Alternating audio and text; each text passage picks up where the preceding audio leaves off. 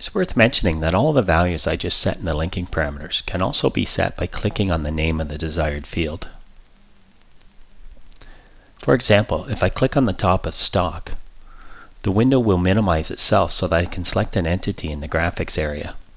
The Z level of the selected entity will be the new top of stock value. If I right-click on this entity and select its midpoint,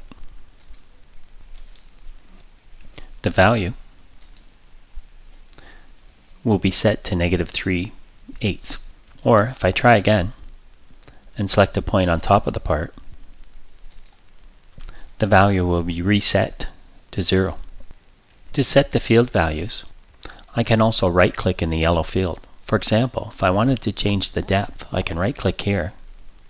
The right-clicking menu will open up, and I can set the value from any of these options. I'll select the Z coordinate of a point, then select a point at the desired depth. These right-click options are consistent throughout Mastercam and can be very helpful throughout this course. I'll be taking advantage of these.